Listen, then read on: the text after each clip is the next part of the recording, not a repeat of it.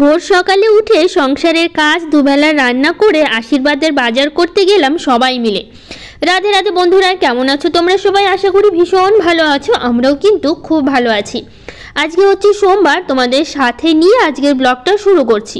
সাথে থাকো, আজকের ব্লগটা তোমাদের খুব ভালো লাগবে। খুব সকাল সকাল উঠে পড়েছি, কারণ আজকে যাব হচ্ছে আশীর্বাদের বাজার করতে। কারণ তোমরা তো জানোই আমার দাদার বিয়ে আর কিছুদিন পর, মানে আজকের সোমবার, মাঝখানে একটা সোমবার পড়ছে, পরের সোমবারে হচ্ছে আমার দাদার বিয়ে, মানে নভেম্বরের 24 তারিখ পড়ছে আমার দাদার বিয়ে। খুব সকাল সকাল উঠেছি, কারণ সংসারের কাজ করবো, রান্নাবাড়ি সব কিছু সেরে আবার মালদা যেতে হবে, যেহেতু সব কিছু বাজার কিন্তু আমি মালদাতেই করব। তো যাই হোক, এইদিকে দেখো দুধ ছিল, তো দুধটা দিয়ে আজকে পনির রান্না করব। তো ভাবলাম কি আগে পনিরটা করে বসিয়ে দিই, কেন বলো তো, আসলে নইলে আবার এইদিকে কাজকর্ম করতে হলে ততক্ষণে পনিরটা সেট হয়ে যাবে, চাপা দিয়ে রাখলে, নইলে সব কাজ সেরে এসে পনিরটা তখন করতে পারবে, অনেকটা সময় লাগবে দেখতে, অনেকটা সময় লাগবে করতে, সেই কারণে তো ভাবলাম কি আগে পনিরটা বসিয়ে দিই, তারপরে হচ্ছে এদিকে কাজগুলো করি। তো যাই হোক, এদিকে পনিরটা করে নিলাম, নিয়ে একদম ফ্রেশ হয়ে নিচ্ছি সকাল সকালই, তো দেখতেই পেলে। তারপর পনিরটা বসিয়ে দিয়ে ভাবলাম গাছে জল দিই, কারণ বিকেলবেলা আজকে আর গাছে জল দিতে পারবো না, কারণ মালদা থেকে কখন ফিরবো তার কোনো হদিশ নেই বলতে পারো। তাই সত্যি বলতে মালদা থেকে রাত 10টার সময়, মানে মালদা থেকে না, ঠিক মালদা থেকে গাজলে এসেছি 9টার সময়, তারপরে এখান থেকে আবার গাজলে কিছু বাজার করেছি, বাড়ি ফিরতে ফিরতে রাত 10টা বেজেছে। ভাবো, রাত 10টার সময় বাড়িতে এসেছি আমরা, আর গিয়েছিলাম আমরা বেরিয়েছি 11টার দিকে। তো যাই হোক, এদিকে সকালবেলা সংসারের কাজকর্ম করছি আর তোমাদের সাথে সবটা আমি শেয়ার করি। তো আজকে যেহেতু বাবানের বাবার স্কুল আছে, বাবানেরও স্কুল আছে, কিন্তু কিছু করার নেই, ছুটি নিতেই হলো বাধ্যতামূলক।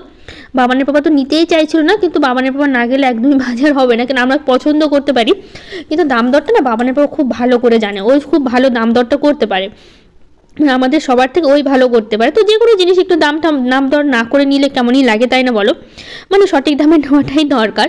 তো সেই জন্য বাবানের ব্যাপারে যাওয়া আর কি। তো যাই হোক, এদিকে দাদা আসবে, এখনও আসেনি, দাদা আসবে, একটা ভাই আসবে।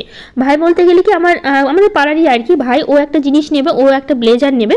তো সেই কারণে বললাম তাহলে চল একসাথে যাই, তো ওইদিকে বাজারও হয়ে যাবে, তোর ব্লেজার কেনাও হয়ে যাবে, ওই বিয়ে উপলক্ষে নেবে, দাদাও নিবে, মানে ব্লেজার নিবে, তো ওইও নিবে। তো যাই হোক, একসাথে আমরা বেরোবো, আমি, বাবানের পাপা, দাদা আর ওই ভাইটা বেরোবে।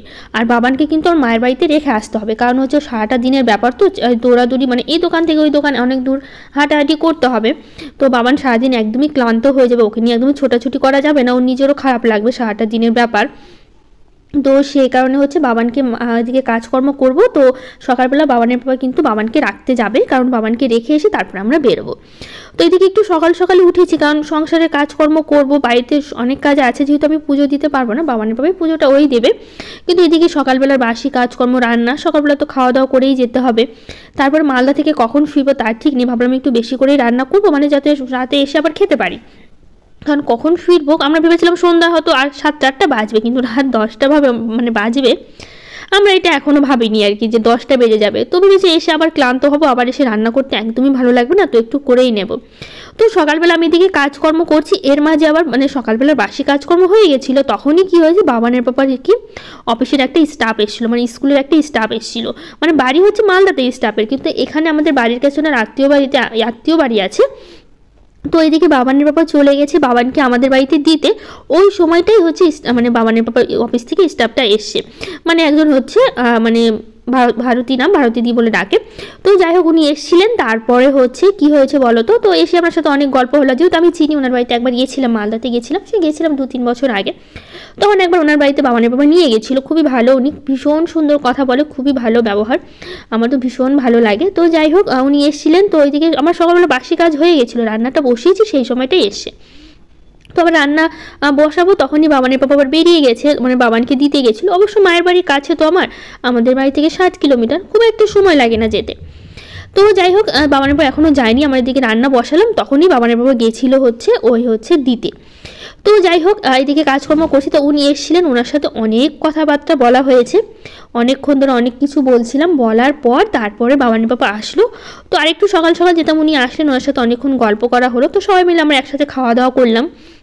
আসলে বার চা বানিয়ে দিয়েছিলাম, তো খাওয়া দাওয়া করলাম, তারপরে উনি হচ্ছে চলে গেলেন, তারপরে আমরা একসাথে হচ্ছে আমরা তিনজনে মিলে বেরিয়েছিলাম। তো সবটাই বলবো কী কী কেনাকাটা হলো সবটাই তোমাদের সাথে শেয়ার করব। তো যাই হোক, এইদিকে দেখো মানে উঠানটা আমি ঝাড় দিচ্ছি, উঠানটা ঝাড় দিয়ে তারপরে হচ্ছে রান্নাটা বসিয়ে ফেলবো তাড়াতাড়ি। এদিকে সকালবেলার কাজকর্মগুলো তাড়াতাড়ি করছি। আর আজকে একটু সকাল সকাল উঠলাম, যেহেতু স্কুল নেই, তারপরে যে বেরোবো দেখি সকাল সকাল, কারণ অফিস টাইমেই বেরোনো হবে, ওই টাইমে রান্নাবাড়ি সব কিছু শেষ করতে হবে, স্নান আছে, রেডি হতে হবে, সবাই মিলে বেরোনো আছে। কারণ এগুলো করতেও তো কেনাকাটা করতে কম সময় লাগে না। আমি তো নিজের জন্য কিছু কেনাকাটা সেরকমভাবে কিছু করতেও পারিনি, কারণ হচ্ছে ওই মানে কী বলবো, আমাদের নতুন বৌদির জন্য শাড়ি আর মানে দাদার জন্য ব্লেজার, বিয়ের ধুতি, পাঞ্জাবি এগুলো নেওয়া হয়েছে, কিছু কসমেটিকের জিনিস নেওয়া হয়েছে, এগুলো নিতে নিতে সারাটা দিন চলে গেছে, যেন রাত হয়ে গেছে। তো একটা ট্রলি ব্যাগ নেওয়া হয়েছে, তো সবটা তোমাদের পুরোটাই আমি শেয়ার করব কী কী নেওয়া হয়েছে। তো যাই হোক, এদিকে হচ্ছে কাজকর্মগুলো সব হয়ে গেল। এবার চলো, কিছুটা জামা কাপড় আছে সেগুলো আর গুছিয়ে নিই, কারণ এগুলো না গোছালে একদমই মানে সময় পরে আর সময় পাবো না, কারণ কখন ফিরবো ঠিক নেই, আর ঘরের মধ্যে জামা কাপড়গুলো রেখে দিতেও না ভালো লাগে না, তো সেই জন্য ভাবলাম গুছিয়ে নিই। তো চলো, এদিকে গোছাতে গোছাতে কিছু দিদিভাইদের কমেন্টগুলো পড়ে নিই। অর্পণা দাস দিদিভাই বলেছে, তুমি ভালো থেকো, অনেক অনেক ভালোবাসা। থ্যাংক ইউ দিদিভাই, তোমাকেও অনেক অনেক ভালোবাসা। মৌসুমী রায় দিদিভাই বলেছে, খুব সুন্দর লাগলো দিদিভাই, thank you. Malati village life channel থেকে দিদিভাই বলেছে, খুব ভালো লাগলো বোন, খুব সুন্দর ভিডিও, থ্যাংক ইউ দিদিভাই, তোমাকে অনেক ভালোবাসা। তৃষামণি দিদিভাই বলেছে, বন্ধু বলেছ, ভালো লাগলো বেশ, ভালো থেকো দিদিভাই, থ্যাংক ইউ দিদিভাই, তুমিও অনেক ভালো থেকো, তোমাকে অনেক ভালোবাসা। করবী মণ্ডল দিদিভাই বলেছে, তোমার ভিডিও আমার খুব ভালো লাগে, থ্যাংক ইউ দিদিভাই, তোমাকে অনেক অনেক অনেক ভালোবাসা। আরও কিছু দিদিভাইরা কমেন্ট করেছে, সবার কমেন্টগুলো আজকে আর পড়তে পারলাম না, একটু ব্যস্ত আছি। তো যাই হোক, কমেন্ট যারা যারা করেছে তাদের নামগুলো কিন্তু নিচ্ছি। Priyanka Keya, home maker Sabina blog, beauty makeover and lifestyle, ঝুমার সংসার, আমি Shrabani, Fantus Singh, Rupali Nath, Taramani blog, Dipi blog, Ratul Yadav, Sultana, Samia Akter, Mithun lifestyle, Suchitra Biswas, Adiba মিম। তো সবাইকে থ্যাংক ইউ, অনেক অনেক ভালোবাসা এত সুন্দর সুন্দর কমেন্ট করার জন্য। তোমাদের সবার কমেন্টগুলো পড়েছে, আমার ভীষণ ভালো লেগেছে, এত এত ভালোবাসা দাও, আমার তো ভীষণ ভালো লাগে তোমাদের কমেন্টগুলো পেয়ে। তো এইদিকে জামা কাপড় বলতে গেলে বাবানের বেশি আছে, কারণ ওর স্কুল ড্রেসগুলো সবকটাই আমি কেচে দিয়েছিলাম। তো যেহেতু আজকে কালকে কেচেছি, কালকে রবিবার ছিল, তো সারা সপ্তাহের যেগুলো ছিল 3 সেট সবটাই আমি কিন্তু একসাথেই কেচে দিয়েছি, রেখে দিয়েছিলাম, মাঝখানে আর কাচা হয়নি একটু ব্যস্ততার কারণে, তো ভাবলাম একবারেই রবিবার দিন কেচে দেবো, তো সেই জন্য কেচেছি। তো এগুলো শুকিয়ে যাওয়ার পর এখন সবটা গুছিয়ে তুলে রাখছি, যেহেতু আজকে আর স্কুল যাওয়া হবে না বাবানের। আর বাবান যেদিন স্কুল যায় না সেদিনের বাবানের পড়াগুলো না আমি হচ্ছে কী করি, বাবানের যে ফ্রেন্ড আছে, ফ্রেন্ডের মায়ের সাথে যেহেতু আমার পরিচয় আছে, ওদের কাছ থেকে চেয়ে নিই।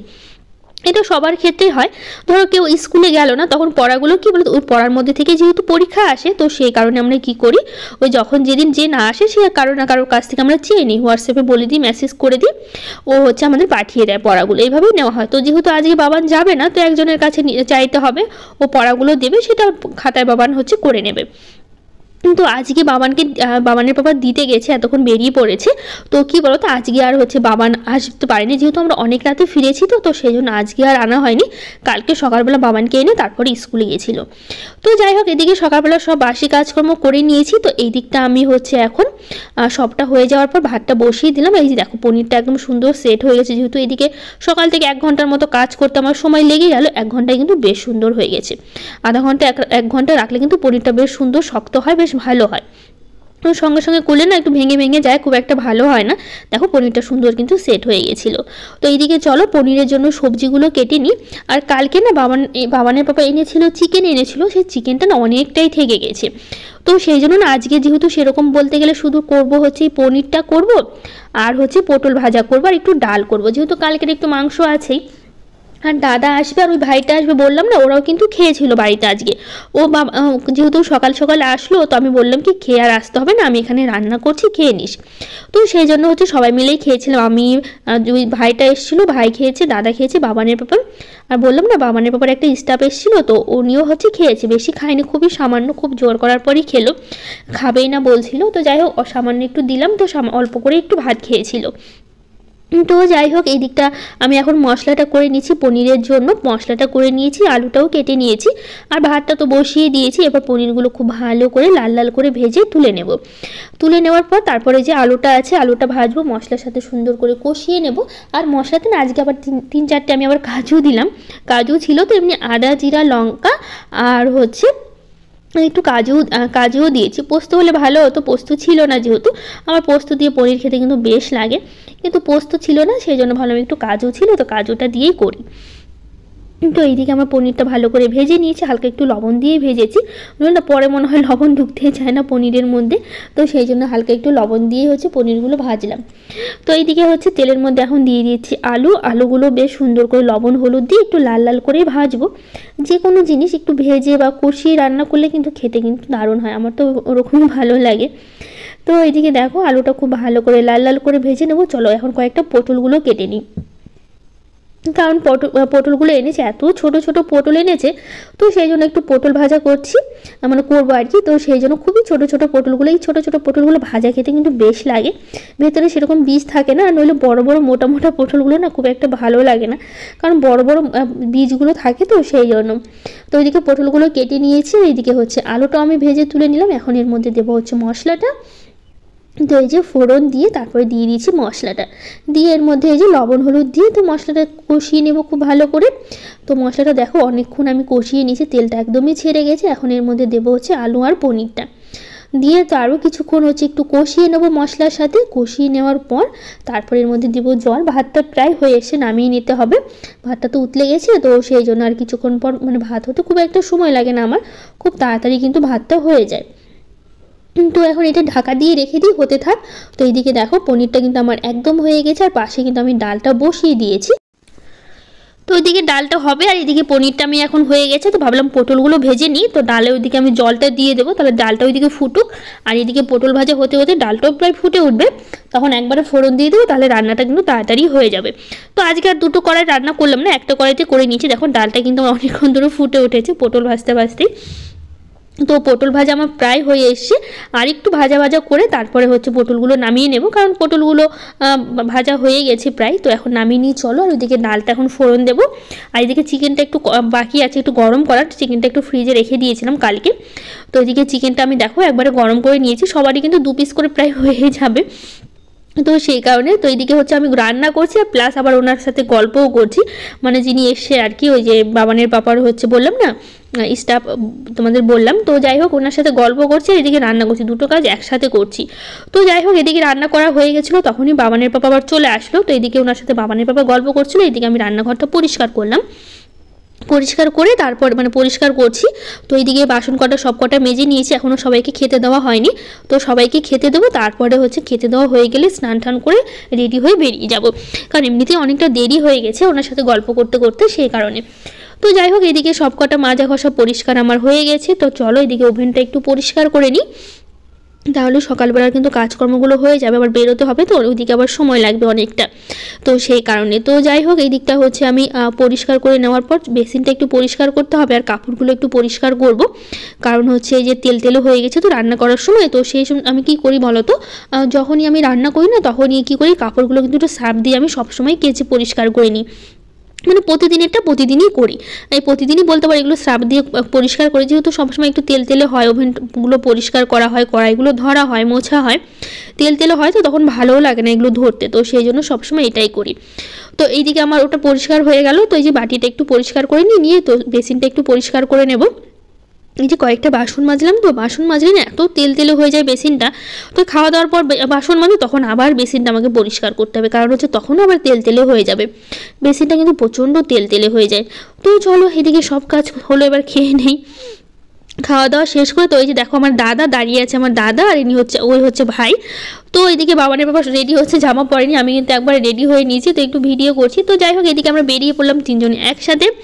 তো আমাদের বাড়ি থেকে যেহেতু মেন রোডটা খুবই কাছে, তো এখান থেকেই বাস ধরবো, এক বাসে কিন্তু আমাদের মালদা চলে যাব। তো মালদা যেতে আমাদের এখানে 1 ঘন্টা লাগে না, 1 ঘন্টার কমেই আমরা চলে যেতে পারি, বেশি সময় লাগে না। তো যাই হোক এদিকে চলে এসেছি দোকানে, শাড়ি দেখছি আমরা, একটা দোকান থেকে ওখান থেকে শাড়ি নেওয়া হয়েছে। তো এদিকে অনেক দোকানই আছে, তো এই দোকানটায় প্রথমে ঢুকলাম, তো এমনি অনেক ধরনের শাড়ি আমাদের দেখালো। তো কী কী কোন শাড়ি নেওয়া হলো তো সেটা আমি তোমাদের পরে একটা ভিডিওতে সব কিছু দেখিয়ে দেবো, যদি একটা ভিডিওতে না অতটা দেখানো সম্ভব না যে বিয়ে রিসেপশনের জন্য কোন শাড়িটা নেওয়া হয়েছে। তো এখানে আমাদের অনেক ধরনের শাড়ি আমরা দেখলাম, দেখা হয়ে গেল। তো শাড়িটা নেওয়া হয়ে গেছে, কোন শাড়িটা নিয়েছে সেটা পরে তোমাদের অবশ্যই দেখাবো। তো এইদিকে হচ্ছে শাড়িগুলো হয়ে গেছে, তো এখন হচ্ছে প্যাকেটে ভরছিল। এখানে দুটো শাড়ি নেওয়া হয়েছে, বিয়ের ওড়নাও পর্যন্ত নেওয়া হয়েছে। তো এই লাল কালারের শাড়িটা, লাল রঙের একটা আমি শাড়ি নিয়েছি, তো পরে তোমাদের সাথে সবটা আমি দেখাবো। আর এখানে দাদার জন্য ব্লেজার নেওয়া হলো, তো এই যে প্যাকেট নেওয়া হয়েছে, মানে যেটা ওনার হাতে আছে এই ব্লেজারটাই কিন্তু নেওয়া হয়েছে। তো এখানে আমরা বসে বসে সবাই দেখছি, কারণ চারজনের মিলে পছন্দ করে নিচ্ছি। এই একটা পরা হচ্ছে, খোলা হচ্ছে, এই করতে করতে অনেকটা সময় লাগে না, সেই জন্য সারাটা দিন মোটামুটি কিন্তু লেগেই গেছিলো।